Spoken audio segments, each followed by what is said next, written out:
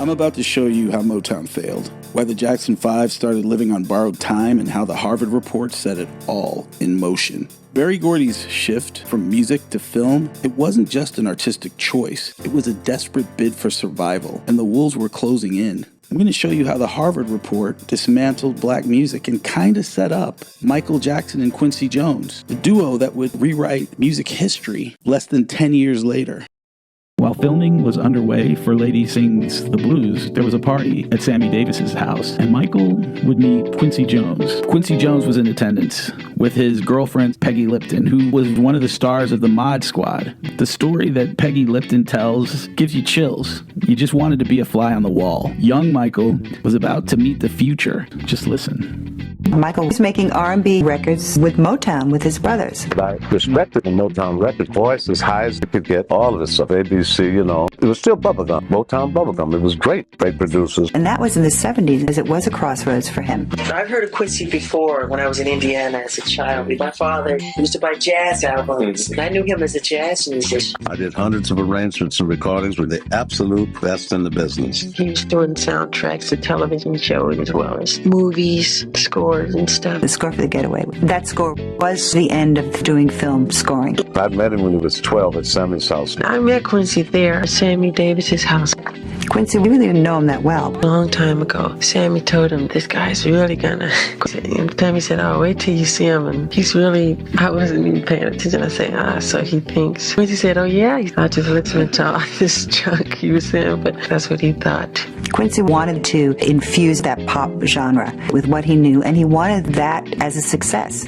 I'm sure in the back of his mind, he thought about how he was going to work with Michael. And I remember at the Academy Awards hearing Michael when he was little sing Ben, the love story about the rat. Quincy was amazed with Michael. Quincy saw that spark in Michael, that there was something in Michael's energy that was needed in the world. A #1 single, an Academy Award nomination, and an invitation to perform at the Oscars, the genie was out of the bottle. This is one story you won't want to miss. Hit that like button. Subscribe to this channel for more of the Thriller Effect. Push the red button!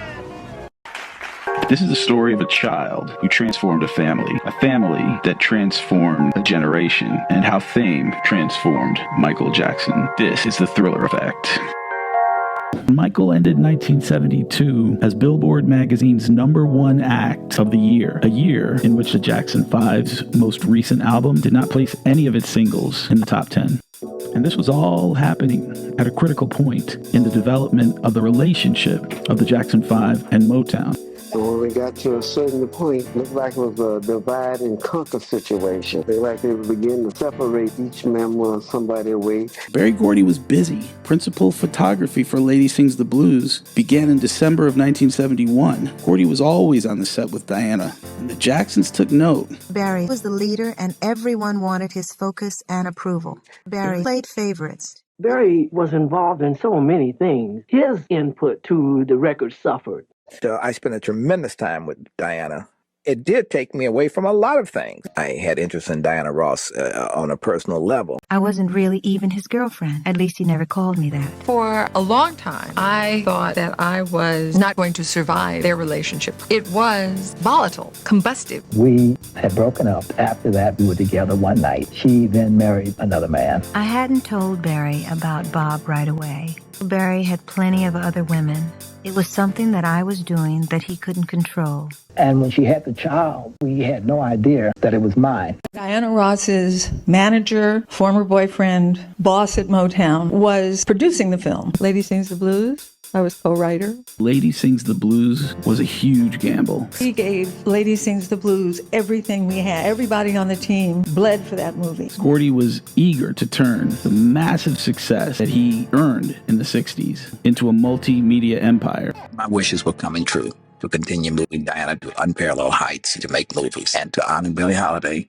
It was the first time I'd ever been on a motion picture set. I wasn't a writer yet. I never studied acting. I had never read a script before. At Motown, it's a small company. You know every face that's there. You even know the secretaries by name. Berry Gordy runs things like a family. Everyone that was there, we had been together before in many other projects. Yes, that's very true. Everybody worked together. It was wonderful. It was the best school.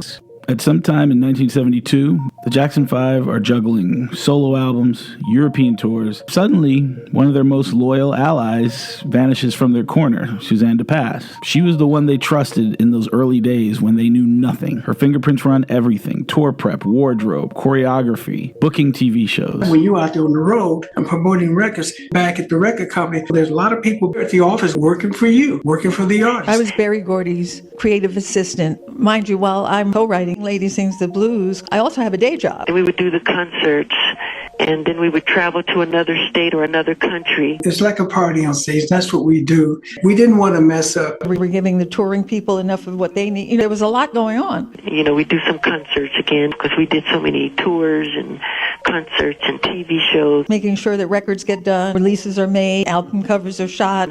All the albums. It would be time to record the next J5 album. Then after the J5 album, it's time for another Michael Jackson album. You got new music coming out. You know, you go on a TV show, promote your music, promote where you're going. But Jermaine had a great career. He had a solo album with a hit. We've been in front of the camera ever since. We stayed on TV. Their Soul Train appearance was a Jermaine promo, with the Jackson 5 performing as backup singers for Jermaine's 2 single releases. Oh, I love that show. Are you kidding? The Soul Train idea that I had was one of those ideas whose time had come. Of course I watched it. His show, known as Soul Train, it's the first black-owned, the first black-sponsored, and the first black-produced television show, and it's syndicated nationwide. I would wait for the Soul Train line.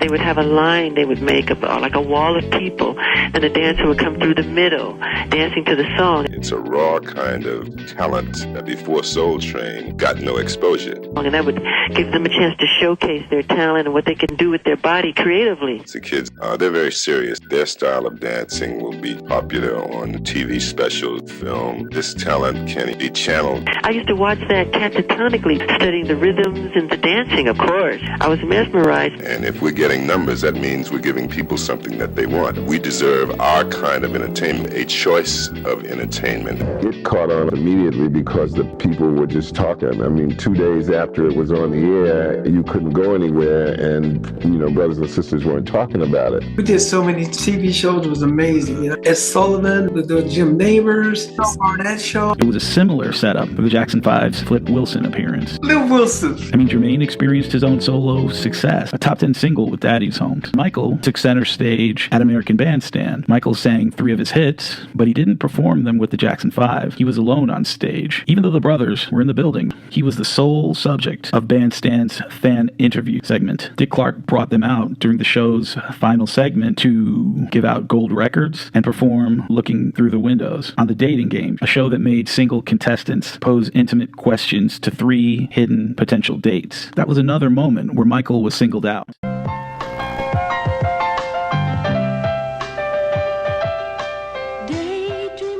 And then Daydreamer, the first song they ever wrote at Motown that got any kind of airplay, but it never appeared on any album, just on their 1972 pilot for a variety series that never got picked up. Worked together real hard, trying to perfect everything. And when we got to a certain point, it looked like it was a divide and conquer situation. They would begin to separate each member of somebody away, particularly me, away from the family. When the Jackson 5 visited the UK, a song by a singer called Weenie Bopper, David, Danny, and Michael was released. It was a love song to the 3 teenage heartthrobs who happened to be touring England at the same time in November of 1972. We had no idea it was going to be like that. We knew that the shows that we were doing over there, we would sell them out. It was pandemonium. And then the Osmond brothers came over. The Osmonds came, stayed in the same hotel. Fans were outside the hotel all night. They would go to the Osmond side, scream for them, come back on our side, scream for. We would go in our rooms and find them in the shower, hiding in the closets, under the beds. They tried to steal some of our thunder away from us. They were trying to battle with us, but they couldn't. We never felt that there was a competition. We didn't look at somebody else's competition. We just knew that we were going to go out there and shut it down. The Jackson 5 had their clones, but the Jackson 5 had something else, something the clones didn't. I mean, they were kind of like 5 little Fonzies. And what's Fonzie like? Cool. Correctamundo. Remember now, the Jackson 5 were Motown's touring superstars. Yes, Stevie Wonder and Marvin Gaye were superstars, but Stevie Wonder never undertook a major tour during his prime, outside of that Rolling Stones 1972 tour. And Marvin Gaye hated the tour. There are stories of Berry Gordy pleading with him to promote the Genius records that he was producing, and Marvin Gaye not wanting to. I'm very stubborn. I don't think I'd have it any other way. I'm very proud of Berry Gordy Jr., who is a black man who has managed to survive in such a competitive field of music. Only the Jackson 5 were doing these major globe-spanning tours. It was wearing on them. In the face of all the pressure and expectation, the group never faltered. Motown taught us everything. Brothers being together, we took pride in everything we did. When you're on tour, the show must go on. There's millions and millions of dollars on the line. Preparation is everything. When you know you're the best and you had the right training, my father would teach us this mind thing of see it in your mind, think it, believe it, make it happen. Within 1 year, Motown had released 2 Michael Jackson albums, 1 Jermaine album, and a string of hit singles from the brothers, all while the Jackson 5 group continued to tour and appear on television. It was an astonishing output, and this was Motown's ethos: produce, produce, produce. So, for instance, you have a leader of a group, the main leader, especially if he's real popular. First thing they try to do is separate him from the rest of the group. That way, they're able to utilize the monies and things. The Jackson 5 literally became the label's most successful act. Sales, box office receipts for their tours, their Saturday morning cartoon, the licensing, all of it were massive income streams for Motown. You could say that the Jackson 5 helped to finance Lady Sings the Blues at a time when they were really an independently run family business. If I'm truly going to expose the events that destroyed the Jackson 5's relationship with Motown, we're going to have to look at how records were sold and how Motown was able to compete with huge record companies. So here's Margot Robbie in a bubble bath to explain. Basically, Berry Gordy's publishing catalog was amazingly profitable. He'd earned millions and millions on his licensing alone, both internally and externally. But then he started competing with the big labels. After all, Berry Gordy could inject and throw cash at any issue as long as his money set the market. So the big labels started injecting the system with corporate money. That way, they could pay shadowy characters up to 10 times more to promote their product. By the way, those shadowy characters are called indie promoters. So whenever you hear indie promoter, think organized crime. So now, Berry's going Hollywood. He thinks switching from music to film is going to keep him in the game. Got it? Okay. People, they could go to the store and buy records through a form of distribution. Before the 70s, independent labels like Motown operated in a much scrappier distribution ecosystem. These labels pressed their own records, sold them to regional distributors across the country. There was Alpha distributors, Chicago, Detroit, and Cleveland. Big State, Texas, Oklahoma, Arkansas, Louisiana. Tone distributors, Miami, Florida, Georgia, South Carolina. Superior Record Sales had San Francisco. All of Northern California, the Bay Area. Malvern was Long Island. Music Merchants, Los Angeles. Cosnat was New York, Boston, and Philly. All South was Atlanta and Georgia. There was Action Records in Tennessee, Memphis, Nashville, Little Rock. Record merchandising out of, again, Los Angeles. Schwartz Brothers, Washington, D.C. MS Distributors was Chicago. Gem Records in New Jersey. The distributors sold the records to mom and pop retailers, jukebox operators, department stores. The records from Motown reached stores through independent distributors. For radio play, labels used indie promoters. A lot of the payola drama came from this. An indie promoter could charge a record label up to $10,000 per single to guarantee radio play. We were a small but extremely successful company, privately held. Jobet Music, the biggest independent publishing company in the business. The Motown catalog is more valuable than any catalog in the record business. That company paid everybody. If a dollar wasn't spent, it belonged to Berry. Under Berry Gordy, Motown was a cash business. And like Suzanne said, when Motown made money, it went right into Berry Gordy's pockets. He made the decisions on how to spend that money. The word overhead comes to mind. The overhead to service all of the acts, the studio, the employees, all that kind of stuff was a burden. Smokey already knew what I was going through, so he always had a lot of sympathy for me. The competition became stiffer. There was a time when we had a corner on that particular market. What the hell going on? Oh, we heard tale of a party. CBS dominated every category of music in the entire industry other than black music. things were completely separate. The pop radio station only played white artists, and the R&B station only played black artists. Then it was a demand for those records on the top 40 side. Motown equal one thing, money. It was a rapidly growing business. What happened was the record business became a very sexy kind of a thing where you can make money. The black music, it was a viable market. It was something to pursue. It's no longer something that's done a little office someplace with a few people. The conglomerates looked around and said, well, hey, we ought to be in this. Motown was the inspiration for all the black divisions at all the major companies. Most major companies, they are unable to really get to the black market because they don't know the market. They don't have black product. You got to get that first and then learn how to merchandise to the black. The Howard Report was a study that was conducted in 1972, commissioned by CBS, Clive Davis. Basically, it was a blueprint for penetrating the black music marketing with the intention of dominating black music and black artists. I was a liaison between CBS and Harvard. As a result, CBS expanded their black music marketing division. I said, how do we get into R&B music? And I made a deal with Gamble and Hull. Finance Philadelphia International. First artist that I signed was Earth, Wind and Fire. And all major labels did exactly the same thing. The big guys, Warner, Elektra, Universal, RCA, and those companies. When I was a salesman for Capitol Records, we had dozens of mom and pop stores. And it was my responsibility to get them on open account status. If they can order directly from the manufacturer, get a much better price. They also get co-op dollars to do advertising. The deals one could make for distribution became less and less independent and more corporate. The major label modeled cash up front for the best shelf space. They paid indie promoters top dollar to influence radio playlists. Motown and other indies couldn't afford these new fees. Corporate labels shipped huge volume at discount prices, leveraged marketing across radio, TV, print. Berry Gordy, he was spending his own money. Clive Davis was spending corporate money. Motown relied on quick cash turnover and were hurt by long gaps between pressing, shipping, and payment. Record distribution evolved from a decentralized regional web into a centralized, corporatized machine.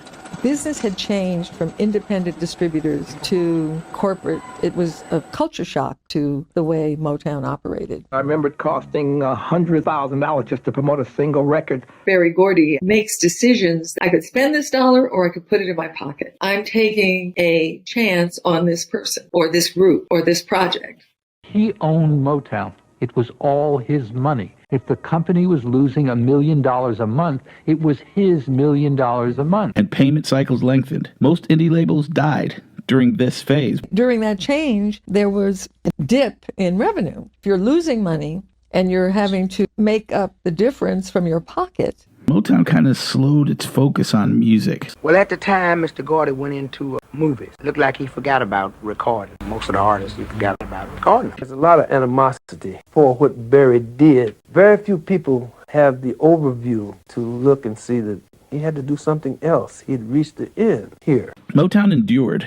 Gordy had already decided on his strategy when Lady Sings the Blues began filming. Starting with Diana Ross, Gordy would turn his charismatic superstars into matinee idols. Bringing the Motown artists to television and film was a way to increase their popularity and widen the breadth of Motown. His first shot at film was a massive success. Diana Ross was a huge star, and Gordy had spent years grooming her into Motown's golden child. He gave her the best songs, the biggest opportunities. I was very happy when the Diana left because it actually freed her up to do the things she wanted to do. And she wanted stardom in the worst way, and I wanted it for her. Berry Gordy believed in me. And I got to run the part of the company that was doing television and film. Suzanne DePass was a co-writer and producer, as was Berry Gordy's new girlfriend, Chris Clark. I did not know what to do. Berry said, Chris Clark was really smart about this stuff too. Why don't you guys become a team? And I mean, we wrote and we wrote and we wrote and we auditioned. Billy D. Williams and Richard Pryor were selected to star with Diana. Berry Gordy saw the chemistry between Diana and me. I think he might have that chemistry with any woman. He likes women. Whenever we had love scenes together, Berry always used to get very upset about that. I really got into it with Diana. She has one of the most incredible mouths to kiss. It was wonderful. Well, I always like kissing Diana. She has a wonderful, I love kissing her. Filming took place in LA, capturing a 30s jazz club aesthetic. Not much got done that the Motown team didn't sign off on. All decisions came through Berry Gordy alone. The film had a budget of $2 million, and it ballooned to over $3.5 million. It had production delays, script changes, reshoots. Things started changing daily. We were always making and designing the clothes the day before it shot. And Berry Gordy took an active role in shaping Diana Ross's portrayal. Diana Ross had to remain glamorous. The transformation in Lady Sings the Blues happened with the costumes. The costuming budget exceeded $250,000. We didn't know what we couldn't or shouldn't do. Paramount Pictures president, Frank Yablans, he played a crucial role in getting Lady Sings the Blues onto the big screen. One of my associate producers came to me and said, Mr. Gordy, you're way over budget. You're spending so much money. I went to Frank Yablans. Frank, we have a great movie here, over budget. He says, wherever you are, if you passed your $2 million, stop the film. Paramount didn't want to spend more than X amount on a black movie. I said, Frank, how can I stop the film? I'm right in the middle of shooting. It's very simple. Put a blank screen up there, put the word THEEND. So I said, okay, what are my other options? He said, oh yeah, there's another alternative. You can write me a check for $2 million and the film is yours. The next day, I saw Frank and I brought him a check for $2 million. And I said, now give me my effing film. Berry Gordy was expanding Motown's reach. Motown was expanding, and you just kind of start feeling that you couldn't get service correctly. You know, it was just so many big artists there. Couldn't get your records out on time. You know, it was like expansion pain. Things were changing right away. We felt it. One of the major issues the Jacksons had was that Motown was so focused on film that they began to slow their promotion budget to their artists. And this started to become visible in how many genuine smash hits Motown could produce. And the boys, they were pushing Gordy to update their sound, to be more in line with the music that was coming out of Philadelphia, as well as the music that was being produced by their label mates Marvin Gaye and Stevie Wonder. So what do you guys think of the show, this episode? Do you think that this Harvard report was the final nail that ended Motown and that previous iteration of R&B music? Or do you think it was just a natural evolution of business? You know what to do. Go right to the comments. Tell me everything. I want to say thank you. Massive shout out to Patreon supporters and my 9 YouTube channel members. You guys keep the lights on and you guys are getting that early access to these raw edits. Until next time, stay curious, stay critical. And this is episode 12, so we're almost there. We're almost to season 2. This is the period where the Jackson 5 are really ramping up their touring, trying to get some school in, and finding out that Motown had one last big burst of success before they finally made their decision to move on. I hope you enjoy it.